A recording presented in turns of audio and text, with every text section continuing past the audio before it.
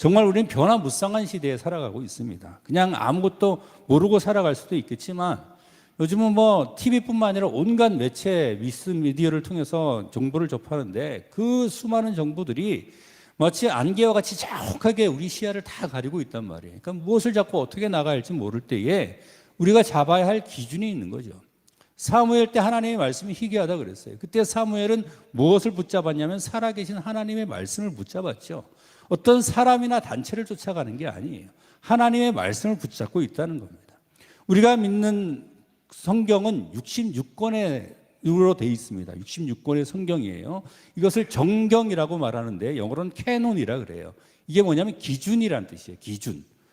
우리는 66권의 성경, 신약, 구약 39권, 신약 27권 이것만은 우리가 성경이라고 말하지만 어떤 단체들은 다른 것도 성경이라고 말합니다. 근데 그거는 우리는 성경으로 인정할 수 없다는 거죠. 우리의 기준은 66권의 정경, 캐논이라고 하는데 이 자라는 말인데 이 자는 무엇이냐면 자는 규격화되어 있는 게 있어요. 1kg이 얼마냐라는 것이 그거에 대한 원래 그 1kg의 원기가 있습니다. 그것을 기준으로 해가지고 세상의 모든 킬로그램을 재는 거예요. 다른 길이나 이런 것들도 정확한 기준이 있어가지고 몇 센치, 몇 미터 이렇게 되는 것이지 아무거나 내가 이렇게 막대기를 하나 갖다 놓고 내 마음대로 줄을 축적 끈 다음에 이것이 1미터야 그러면 1미터가 되는 게 아니잖아요. 마찬가지로 그리스도인에게 그런 기준이 있는데 역사 속에서 증명되어 있는 이 66권 신구약의 이 성경만이 우리의 정경이고 그 이외의 다른 기준들은 어떤 것도 이 기준에서 벗어날 수 없다는 겁니다. 다른 참고 도서가 있을 수도 있겠죠. 근데 참고 도서도 무엇을 기준입니까? 이 66권의 성경책 안에서만 그 기준을 잡아야 되는 겁니다. 디모데후서 3장 16절에 이렇게 기록되어 있습니다. 모든 성경은 하나님의 감동으로 된 것으로 교훈과 책망과 바르게 함과 의로 교육하기에 유익하다 이렇게 말씀하고 있고 여호수아 1장 8절에도 하나님께서 여호수아 가나안을 정복하는 여호수아를 향해서 뭐라고 말하냐면 이 율법책은 뭐냐면 토라예요. 모세에 의해서 주었던 5권의 그 당시에는 그 5권만 정경입니다. 이 율법책을 내 입에서 떠나지 말게 하며 주야로 그것을 묵상하여 그 안에 기록된 대로 자 지켜 행하라. 그리하면 내 길이 평탄하게 될 것이며 내가 형통하게 되리라. 이 혼란한 시대에 우리가 하나님의 말씀의 기준을 확실하게 붙잡고 살아갈 수 있는 강화 초대교회의 모든 성도들이 되시기를 예수 그리스도의 이름으로 축원합니다. 어떤 사람의 생각이나 어떤 단체의 생각을 쫓아가는 게 아니에요. 오늘 본문의 히스기야는 바로 그러한 몸부림을 쳤던 왕이었습니다. 말씀으로 돌아가려고 하고 몸부림치는 모습이에요. 이스라엘 왕들 중에 보면 선한 왕이라고 일컬을 수 있는 왕이 얼마 되지가 않습니다. 정말 조금이에요.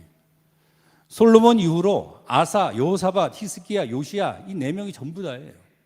그 다른 왕들은 어떻게 했냐면 여로보암의 길로 행했던 왕들이었습니다. 성경을 통독해 보면 알겠지만 북이스라엘 왕이든 남유다 왕이든 다 마찬가지예요. 북이스라엘 왕 중에서는 예후가 그래도 하나님 앞에 칭찬을 들었는데 예후도 아합의 아들들을 다 죽인 것 이외에는 여로보암의 길로 행했다라고 그렇게 기록하고 있습니다.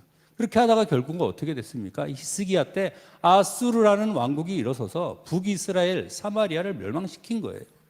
그것을 목격한 히스기야는 하나님을 제대로 섬기지 못하고 우상만 섬기다가 이대로 망하는구나 라는 것을 알고 그 원인을 북이스라엘이 망하고 남유다가 위기에 처한 그 상황을 원인을 하나님의 떠난 것으로 찾게 되는 거예요. 그리고 히스기야는 그러한 몸부림을 통해서 결국은 히스기야 때 예루살렘이 멸망할 뻔한 그 위기에서 하나님께서 그를 구원하셨다라는 겁니다. 이것은 히스기야가 어떤 군사적인 어떤 술법을 가지고 이겼던 것도 아니고 어떤 정치력을 이용해서 이겼던 것도 아닙니다. 단지 하나님의 말씀만 찾고 오직 하나님께로 돌아가려는 몸부림을 통해서 그 변화무쌍한 그 세상 속에서 그 예루살렘을 지켜냈던 히스기야의 믿음이 과연 어떠한 것인가? 그래서 오늘 말씀의 제목을 히스기야 부제로 변화의 중심에 서다라는 이런 제목을 잡아봤는데요. 히스기야가 했던 그 일 첫 번째는 우상을 타파했다라고 성경은 기록하고 있습니다. 오늘 본문 4절에 보면 그가 여러 산당들을 제거하며 주상을 깨뜨리며 아사라 목상을 찍으며 모세가 만들었던 놋뱀을 이스라엘 자손이 이때까지 향하여 분향함으로 그것을 부수고 느후수단이라고 일컬었더라. 사랑하는 성도 여러분, 우리가 변화무쌍한 세상 가운데서 하나님이 외에 다른 모든 것들을 우상으로 여기고 타파할 수 있는 성도들이 되기를 예수 그리스도의 이름으로 축원합니다. 우상을 우리 삶 속에서 제거해 버리는 것, 그것이 하나님께로 돌아가는 가장 첫 번째 모습이라는 겁니다. 하나님 보시기에 정직하게 행하였다라는 히스기야의 업적을 기록하는데 제일 먼저 기록한 것이 무엇이냐면 4절 말씀이에요. 여러 산당들을 제거하고 주상들을 깨뜨리고 느후수단을 깨뜨렸다라고 하는데요. 산당을 제거했다는 것은 이스라엘에 이미 만연해 있는, 유다까지도 다 만연해 있는 우상 숭배, 남북국가에 가득하게 넘치게 되었는데 그게 언제부터였냐면 솔로몬 때예요. 참 안타깝게도 솔로몬이 하나님의 성전을 지어놓고 산당들을 없애지 않았습니다. 더 이상 산당들이 필요 없죠. 왜? 성전에 와서 이제 하나님 앞에 제사를 드리면 되니까 산당이라는 것은 더 이상 필요가 없습니다. 예전에는 성전이 없으니까 자기가 제사를 지내려면 산당에 올라가서 제단을 쌓고 제사 드리고 이럴 필요가 있었지만 성전 건축 이후에는 필요가 없잖아요. 근데 그 산당들이 하나님을 섬기는 장소가 아니라 우상 숭배의 장소가 돼버린 것이에요. 오늘날 우리는 어떻습니까? 하나님은 교회를 성전으로 세웠습니다. 교회는 건물이 아니죠, 그죠? 예수 그리스도를 믿는 모든 성도들, 이 교회라는 모임을 통해서 하나님은 성전을 세웠고 이 안에서 우리가 하나님을 경배하도록 했는데, 그리스도인들이 교회를 자꾸 떠나가서 딴 데서 무교회주의 막 이런 게 넘쳐나요. 특히 코로나 이후로 성도들이 많이 흩어지기 시작을 해서 코로나 이후에 잘 돌아오지 않는 경우가 참 많습니다. 돌아와야 합니다. 교회라는 이 건물이 성전이기 때문이 아니라 교회 자체가 성전이기 때문에 우리는 모이기를 힘써야 돼요. 히브리서의 말씀에 있잖아요. 모이기를 힘쓰라고. 그날이 가까움을 볼수록 더욱 그리하자고. 모이기를 피하는 어떤 사람들의 습관처럼 하지 말라고 성경은 분명히 말씀하고 있습니다. 우리가 히스기야가 산당을 제거하고 사람들을 성전으로 모으기 시작했던 것처럼 우리도 교회 안에 모이기를 힘쓰기를 주님의 이름으로 축원합니다. 속회 예배도 그래서 다시 시작한 거예요. 속회로도 모이고 수요 예배로도 모이고 주일 저녁 예배도 모이고 주일 낮 예배는 당연히 나와야 되고 여러 가지 교회에 있는 각각 모임에 모여서 이제는 더 이상 산당에서 다른 사람들처럼 우상을 섬기는 그런 일들을 하지 않고 교회 안에서 하나님과 성도들과 함께 하나님을 섬기는 일에 집중하고 또 더욱더 힘쓰기를 주님의 이름으로 축원합니다. 산당만 없애느냐? 우상을 다 깨뜨렸습니다. 주상, 바알 신상이죠. 아세라 목상, 아세라는 목상으로 찍어버렸습니다. 장소만 제거한 것이 아니라 우상도 제거해버렸다는 것입니다. 마음은 콩밭에 가 있다라는 속담이 있죠. 그건 뭡니까? 몸은 여기 와 있는데 마음은 딴 데 가 있어요. 마찬가지로 우리가 성도라고 하면서 성도들 모임 가운데, 교회 모임 가운데, 예배 모임 가운데 몸은 와 있는데 마음은 온갖 딴 생각으로 쌓여 있다면 그것은 마찬가지라는 거죠. 사랑하는 성도 여러분, 내 마음속에 아직도 자리 잡고 있는 하나님보다 더 사랑하는 그 모든 우상을 제거해버리기를 예수 그리스도의 이름으로 축원합니다. 이스라엘이 주로 섬기던 바알과 아세라는 다른 신들도 있었지만 그들의 세속적 욕심을 상징하는 겁니다. 바알은 농사의 신이어서 풍요롭게 하는 신이었고요. 아세라는 다산의 신으로 자식들을 많이 낳을 수 있다고 생각했기 때문에 그러한 세속적 욕심을 채우기 위해서 살아계신 하나님을 섬긴다고 하면서도 그들은 그러한 우상들을 버리지 못했던 것이 북이스라엘 남유다의 모습이었어요. 그런데 히스기야는 그 모든 우상들을 다 베어버렸습니다. 우리가 지금 살아가면서 우리의 우상을 채워버린다는 것은 뭐 어쩌다가 교회를 다니면서도 안에다가 다른 신상을 세워놓고 이런 사람도 혹여 있을지는 모르겠지만 그런 사람은 별로 없죠, 우리는. 그런데도 우리는 우상을 섬기고 있어요. 뭐냐면 우리 마음속에 하나님보다 더 사랑하는 세속적인 모든 욕심들이 우상입니다. 그거를 치워버리라는 거예요. 예수님께서 분명하게 말씀하셨습니다. 마태복음 6장 24절에 한 사람이 두 주인을 섬기지 못할 것이니 혹 이를 미워하고 저를 사랑하거나 혹 이를 중히 여기고 저를 경히 여김이라. 너희가 하나님과 재물을 겸하여 섬기지 못하느니라. 아멘. 하나님보다 더 사랑하는 것은 다 우상입니다. 그것이 뭐가 됐든지 간에요. 하나님 우리의 최고의 자리, 가장 높은 자리에 하나님만을 모시고 그 다른 것들은 하나님께서 주시는 축복과 은혜로 따라가며 섬길 수 있는 우리 강화초대교회 모든 성도들이 되시기를 예수 그리스도의 이름으로 축원합니다. 히스기야의 업적 중에서 가장 주목해야 되는 것이 무엇이냐면 느후스단이라고 일컬었던 이 모세의 노뱀을 파괴해 버렸다는 겁니다. 상당히 의아한 일이죠. 왜 그러냐면 모세의 노뱀은 하나님께서 이스라엘이 광야에 있을 때 광야에서 그들을 구원해 주었다는 상징으로 있었던 것이 바로 이 모세의 노뱀이었어요. 심지어 예수님께서 자기 자신도 이 모세의 노뱀하고 비교하게 됐거든요. 요한복음 3장 14절에 보면 모세가 광야에서 뱀을 든 것 같이 인자도 들려야 하리니, 그러니까 이 노뱀을 섬기는 사람들은 나름대로 자기가 하나님을 섬긴다는 이유가 있었을 거예요. 광야에서 그런 하나님을 내가 지금도 섬긴다. 근데 하나님께서 그러한 상을 만들거나 세우지 말라고 했잖아요. 그죠? 그것은 그 당시에 단지 하나의 구원의 상징이었을 뿐이지 그것 자체가 섬김의 대상이 되는 게 아니에요. 그건 치워버려야 되는 거예요. 근데 그것이 아직도 눈앞에 남겨져 있고, 히스기야 때가 언제입니까? 모세 때로부터 한참 뒤쳐져 있죠. 이들은 그 모세의 노뱀의 원래의 의미를 잊어버렸어요. 하나님께서 하나님을 바라보면 구원해 주신다라는 것이 이 모세의 노뱀의 의미였는데 그것은 없어지고 그 노뱀 자체가 숭배의 대상이 돼버린 거예요. 그런데 히스기야는 그것을 알고 그것을 과감하게 깨트려 버렸습니다. 오늘날 교회에도 우리가 그런 것들이 있는지 또 모르겠어요. 겉모습만 남고 어떤 종교적인 형태의 어떤 겉모습만 남고 그 안에 의미는 다 사라져 버린 겁니다. 우리가 예배 드릴 때 이걸 왜 하는지, 예배 드릴 때 이걸 왜 하는지, 저걸 왜 하는지 그거 모르겠어요. 그건 모르고 그냥 원래 하던 거니까 해야 돼요, 그냥. 그러면 우상이 되는 겁니다. 십자가에다 예수님을 매달아 놓은 십자가들이 있잖아요. 십자가의 의미를 모르는 거예요. 예수님은 부활하셨습니다. 십자가는 비었어요. 십자가가 자랑이라는 것은 예수님의 그 희생으로 인해서 내가 구원받았다는 것이 자랑이지, 십자가 자체가 상징이지 그거 자체가 어떤 뭐 영적 파워를 주는 게 아니거든요. 뭐 드라큘라 영화나 이런 데서 보면 십자가 딱 보여주면 막 드라큘라가 막 무서워서 도망가고 이러잖아요. 다 거짓말입니다. 예수 그리스도가 없으면, 진짜 그 의미가 없어지면 느후스단이라고 이름을 붙여서 그것도 우상으로 깨뜨려 버리는 것이 과감하게 치워야 하는 그런 히스기야의 결단이었습니다. 우리 삶 속에 느후스단은 과연 무엇입니까? 하나님보다 그것이 앞서 있다면 그것도 과감하게 치워버릴 수 있는 성도들이 되시기를 예수 그리스도의 이름으로 축원합니다. 히스기야 두 번째는 그가 하나님을 의지하였다라고 기록하고 있습니다.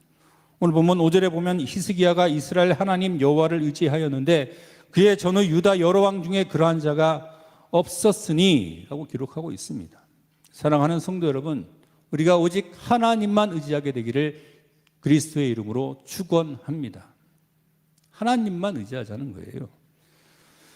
솔로몬 이후에 상당히 오랜 기간 동안 우상 숭배를 하던 유다 백성들입니다. 선한 왕들이 몇 명 있었지만 그것을 온전히 타파하지 못했어요. 대부분의 왕들도 이 우상 숭배에서 벗어나지 못하고 심지어는 자기 아들을 몰렉에게 바치는 그런 악한 일을 했던 북이스라엘 남유다들이 수도 없이 많았죠. 뭐 북이스라엘 왕들이야 말할 것도 없고요. 남유다 왕들도 아까 말씀드렸던 것처럼 아사, 여호사밧 이외에는 히스기야 이전에 그 어떤 왕도 선한 왕이라고 일컬을 수가 없었습니다. 특히 히스기야 때는 북이스라엘이 멸망되겠죠. 우상 숭배가 극단에 치달았을 그런 상황이었습니다. 남유다의 운명요, 비슷한 상황이었습니다. 어떤 형편으로나 점령될 수밖에 없는 그런 상황, 백성들은 여전히 우상 숭배에 빠져 있는 상황. 그때 히스기야의 방법은 다른 것이 아니라 하나님만을 의지하는 것이었어요. 다른 것 의식하지 않았어요. 하나님만 바라봤어요. 히스기야가 산당을 제거하고 우상을 파괴하고 느후스단까지 깨부셨는데 이것이 쉬웠을 것 같습니까? 아니요. 그것을 섬기는 사람들이 너무나 많았기 때문에 왕으로서 자기 지지도를 다 잃어버리는 일이에요. 그걸 하면은 사람들이 저거 뭐 하는 짓이야 하면서 왕을 싫어할 건 뻔한 일이었습니다.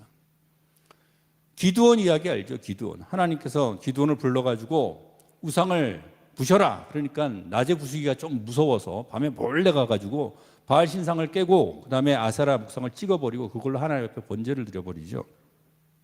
그 다음날 기드온이 그러한 일을 행한 것을 안 사람들이 어떻게 합니까? 기드온 집으로 왕창 몰려옵니다. 기드온 내놓으라고. 왜 우리가 섬기던 우상을 네 마음대로 왜 없애버렸느냐고. 이게 사람들의 모습이에요. 이스라엘이란 땅에서 하나님을 섬겨야 하는 사람들이 하나님을 섬기지 않고 우상을 섬겨서 그것을 깨버렸는데 와가지고 나오라고 하는 것이 사람들의 모습입니다. 물론 그때 기드온의 아버지의 기지를 통해서 이 위기를 기드온은 벗어납니다. 사람들의 시선을 의식하잖아요. 우리가 할 수 있는 것 아무것도 없습니다. 히스기야가 과감한 이 종교개혁을 감행할 수 있었던 것은 하나님만 의지하고 사람의 시선을 의식하지 않았기 때문이에요. 그가 사람들을 바라봤다면 우상타파하지 못합니다. 그리고 그의 눈은 어디로 돌아가냐면 군사적으로 어떻게 해결할까 아니면 정치적으로 어떻게 해결할까 이렇게 움직이게 되는 거죠. 근데 사람들이 싫어하는 것을 골라서 하는 겁니다. 근데 그런 걸 바라봐야 됩니까, 우리가? 하나님 말씀이 뭐라고 하는지 봐야죠. 분명히 하는 그 사람들이 하는 행동이나 말들이 무엇인지 보고 그것이 성경에 맞지 않는다면 성경이 말하는 대로 경건의 모양은 있으나 경건의 능력을 부인하는 자니 그들에게서 돌아서라 라고 하는 말씀에 우리는 순종해야 되는 겁니다.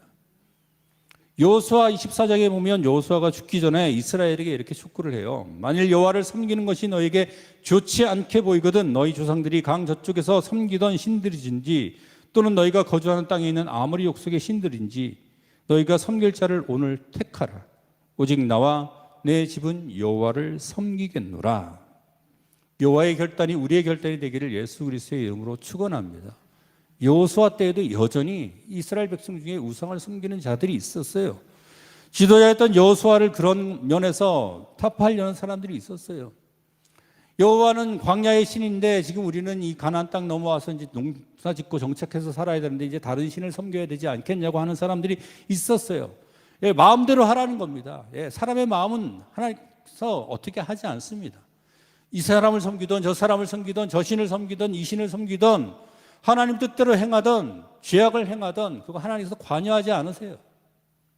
여호수아도 그렇게 얘기를 하잖아요. 이 신을 섬기던 저 신을 섬기던 니들 마음대로 해라. 그런데 오직 나와 내 집은 여호와를 섬기겠노라.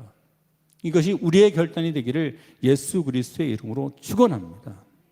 오늘날 교회 안팎에 혼합주의가 엄청나게 들어와 있습니다. 이것저것 다 뒤섞여 있어요.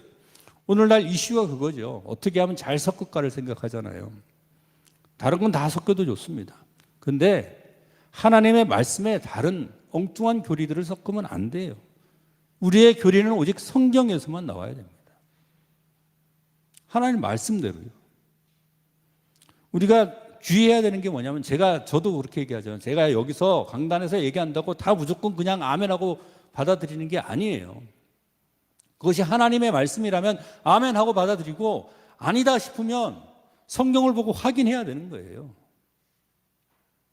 베레아 사람들이 그랬다고 제가 여러 번 얘기했죠. 사도 바울이 가서 베레아 사람들에게 하나님의 말씀을 선포하니까 하나님의 말씀을 간절히 받는 것까지 아멘하고 받았어요. 근데 거기서 끝난 게 아닙니다. 진짜 사도 바울이 얘기한 것이 맞는지 아닌지 성경을 상고했다라고 기록이 되어 있습니다. 저는 이 강단에 서서 하나님 말씀을 선포할 때 두려운 마음으로 섭니다. 하나님 말씀 외에 다른 것을 선포하면 안 되니까요. 근데 진짜 그런지 안 그런지 확인하는 것은 누구 몫입니까? 여러분들 몫이에요. 성경을 읽으세요. 지금 성경 읽기를 하고 있잖아요. 성경 본문이 어디에서 나가고 있습니까? 매주 성경 읽기 과제 내주는 것 그 범위 안에서 지금 하고 있는 겁니다. 여러분들이 그 과제대로 했다면 이번 주에 읽었던 성경 내용이 오늘 설교 말씀이 되는 거예요. 하나님의 말씀으로 확인할 수 있게 되기를 예수 그리스도의 이름으로 축원합니다. 사람을 두려워할 게 아니에요. 하나님이 두렵습니다. 히스기야는 사람이 두렵지 않고 하나님이 두려웠기 때문에 사람들이 뭐라고 생각하든 그것 개의치 않고 신하들도 얼마나 많이 반대했을까요? 여기는 이렇고 저기는 이렇대요. 근데 전혀 그렇지 않았어요. 하나님을 두려워하면서 하나님을 의지했다는 겁니다. 아마 당시 신하들 중에는 그런 사람들이 있었을 겁니다. 지금 아수르가 지금 쳐들어와서 북이스라엘 멸망시켰으니까 저쪽에 가면 애굽, 이집트라는 나라가 있잖아요. 저기 좀 끌고 와가지고 좀 붙어가지고 하든가 아니면 아예 아수르에 그냥 그 조공을 바치는 신하 국가로 들어갔거나 그렇게 해서 살아남는 게 좋지 않겠습니까? 그것이 정치적인 방법입니다. 어쩌면 현실적인 방법일 수도 있겠어요. 북이스라엘은 이미 사마리아는 함락되었고 랍사게라고 하는 아수르의 장군이 와가지고 예루살렘에 협박하고 있는 상황입니다. 항복이냐 애굽이라 붙느냐 둘 중에 하나의 선택밖에 없습니다. 그것이 정치적으로 해결하는 방법이에요. 자기가 사내립의 신하가 되는 거죠. 아니면 조금이라도 힘이 있는 애굽 땅에 가서 애굽 왕하고 연합을 하든가. 근데 둘 중에 어떤 방법도 선택하지 않았습니다. 히스기야는. 열왕기하 19장 1절에 보면 히스기야 왕이 듣고 그 옷을 찢고 굵은 배로 두르고 여호와의 전에 들어가서 그 절체절명의 상황에서 그가 선택한 것은 무엇이냐? 하나님께 기도하고 하나님을 더 의지하는 것이었다라는 겁니다. 진퇴양난의 상황. 이러지도 저러지도 못하는 상황. 구해줄 곳은 누구밖에 없습니까? 하나님밖에 없습니다. 한국교회가 이런 상황일지도 모르겠고요. 어쩌면 우리의 개인적인 상황이 이럴지도 모르겠어요. 이것을 어떤 정치적인 방법이나 인간적인 방법으로 어떻게 해결해 보려고 각종 방법을 도모하기보다는 하나님께 의지하고 하나님께서 원하시는 방법대로 우상을 우리의 삶 속에 제거함으로 이 모든 문제를 해결해 나갈 수 있는 히스기야와 같은 성도들이 되시기를 예수 그리스도의 이름으로 축원합니다. 히스기야 마지막으로는 그가 형통하였다라고 이렇게 성경은 기록하고 있습니다. 7절 말씀에 기록되어 있습니다. 여호와께서 그와 함께 하심에 그가 어디로 가든지 형통하였더라. 저가 아수르 왕을 배반하고 섬기지 아니하였고.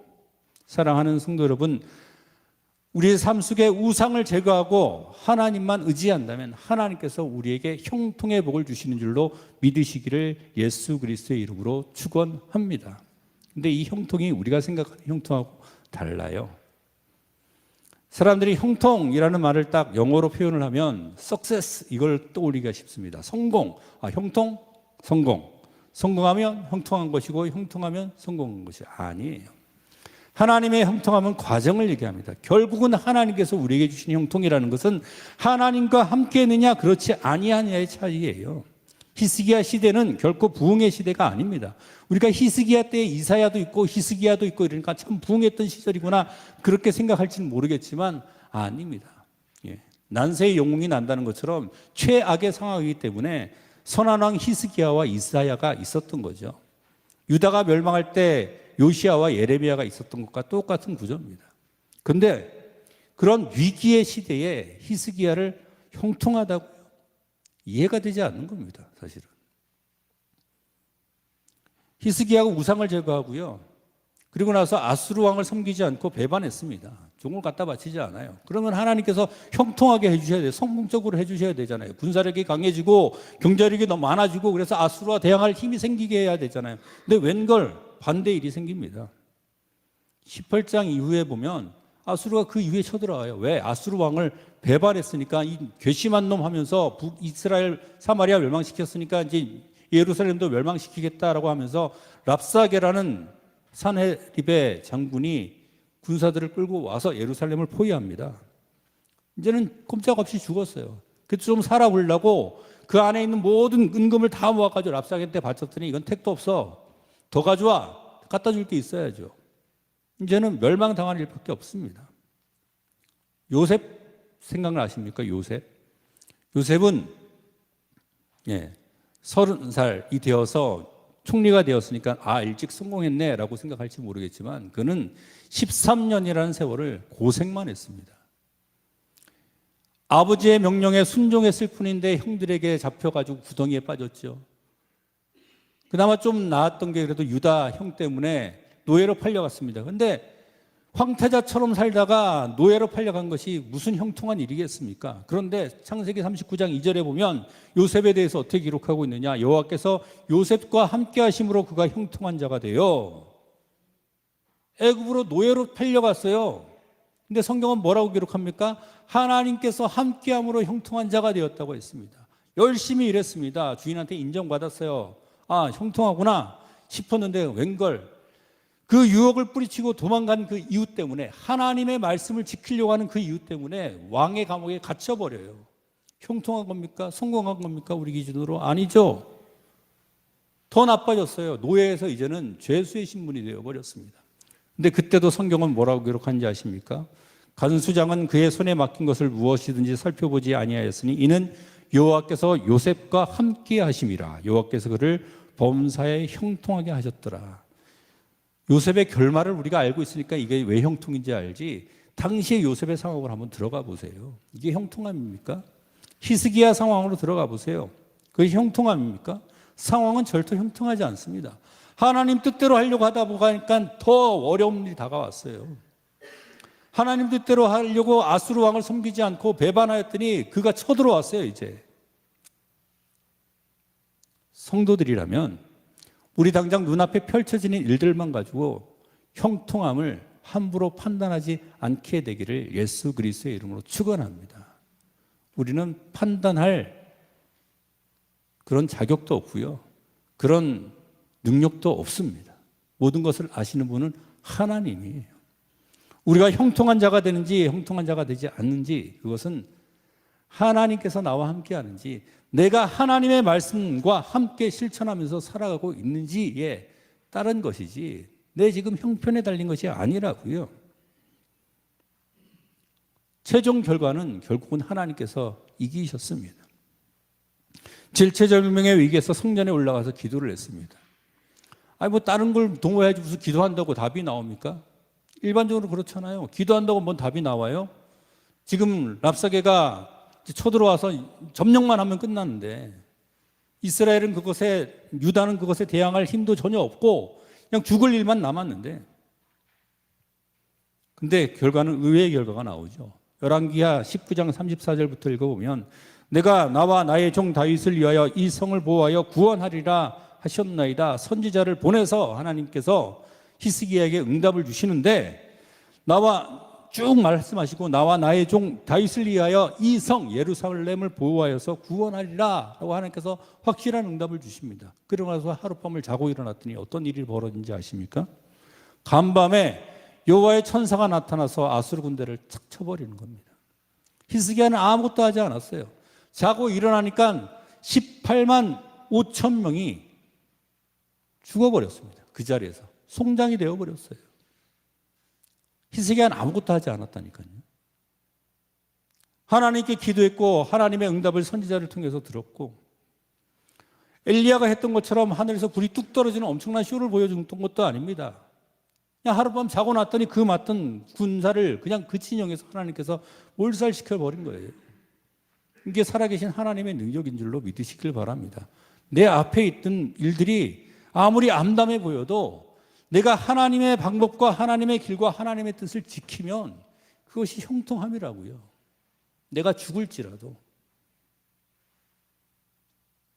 지금 내가 처한 현실이나 상황 암담하다고 좌절하지 마시길 바랍니다. 중요한 건 그게 아니에요. 내가 하나님 편에 서 있느냐 그렇지 않느냐. 우리 교회 표가 뭡니까? 하나님께 인정받는 사람이잖아요. 하나님께 인정받는 교회잖아요. 우리가 각자가 하나님 앞에 인정받고 하나님 편에 서 있다면 그것으로 이미 충분히 형통한 줄로 믿으시기를 예수 그리스도의 이름으로 축원합니다. 현대교회가 처한 상황은 히스기야 때와 비슷한 것 같아요.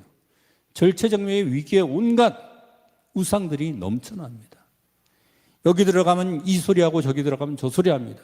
성경 이야기는 전혀 하지 않고 강단에 성경 구절 하나 읽어놓고 다른 얘기 막 하는 그런 사람들도 많아요. 온갖 종교적인 어떤 관습들이 그것이 경건한 것 마냥 그것이 오히려 우상이 되어 있는 그런 상황.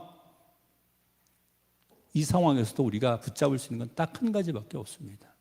오직 살아계신 하나님의 말씀, 기록된 성경인 줄로 믿으시기를 예수 그리스도의 이름으로 축원합니다. 그리고 그 말씀을 붙잡고 하나님께로 돌아가야 돼요. 우리의 삶 속에 우리 주변에 있는 온갖 우상을 히스기야처럼 타파를 하고 하나님의 말씀에 의지하여서 하나님을 더욱더 의지하면 우리 상황이 지금 어떻게 펼쳐지든지 그것과는 상관이 없이 하나님의 형통함이 우리와 함께 하실 줄로 믿습니다. 그리스도인이 최종적으로 결국 바라보는 게 뭐죠? 하나님 앞에 서는 거예요. 다른 사람들에게 내게 어떻게 인정받고 다른 사람들에게 어떻게 보여지느냐, 얼마나 멋진 사람이 되어 있느냐, 그게 중요한 게 아니에요. 하나님 앞에 섰을 때 하나님 앞에 부끄러움이 없어야죠. 히스기야가 하나님 앞에 그렇게 섰던 사람이었습니다.